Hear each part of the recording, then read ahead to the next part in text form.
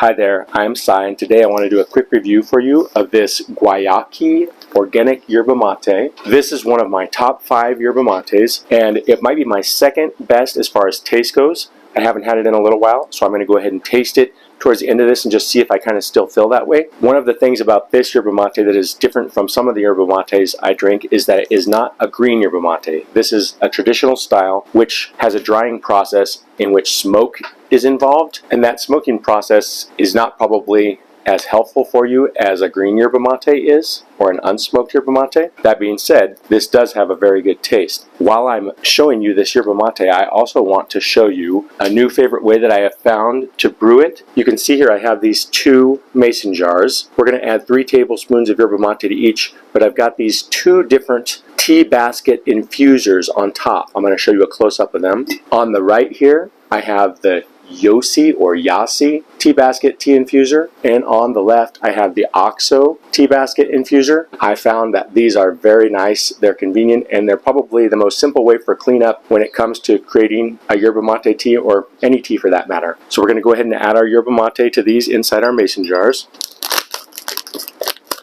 First, we'll go ahead and take a close-up look inside the yerba mate. This particular kind of yerba mate consists of leaf and stem, so it has a little different look from your loose leaf.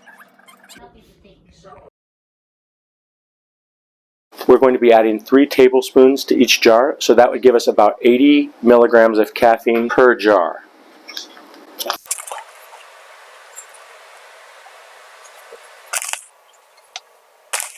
So you can see here I've got the 2 tea basket infusers on top. I've added the yerba mate into them, and now we're going to go ahead and add our water. And it is recommended that you don't use boiling water on yerba mate. So I have pre-boiled the water and I've let it sit for a few minutes, so now it should be about right. We'll go ahead and add our lids onto our tea basket infusers, and we'll check back in about 5 to 10 minutes. That's about how long you want to steep it for, and see how it tastes. So our tea is ready to taste. I'll go ahead and remove the Yoassi filter first. Still pretty hot, so we'll see how this tastes, if I can get a good taste of it yet. Yes, and it still tastes really good. Like I said, in each of these we had 3 tablespoons. I would consider putting 4 tablespoons to make it a little bit stronger. I generally probably like it that way, but I'm having a little bit less caffeine this way. So, and I'll just show you here with the Yoassi filter. You can see there's a little tiny bit of sediment on the bottom, but it's not too much. It's nice and clear. And you can see there's a similar amount of sediment, maybe a little less, on the bottom of the OXO filter. So that's my review of the Guayaki Yerba Mate. It's organic. I really like the taste of it a lot. And we also went over the OXO and the Yoassi Tea Basket Infusers, which I think are a great way to brew your tea. So I hope you liked this review. If you did, please give me a thumbs up, subscribe to the channel, and share this video. And I'll see you next time. Thank you so much for watching.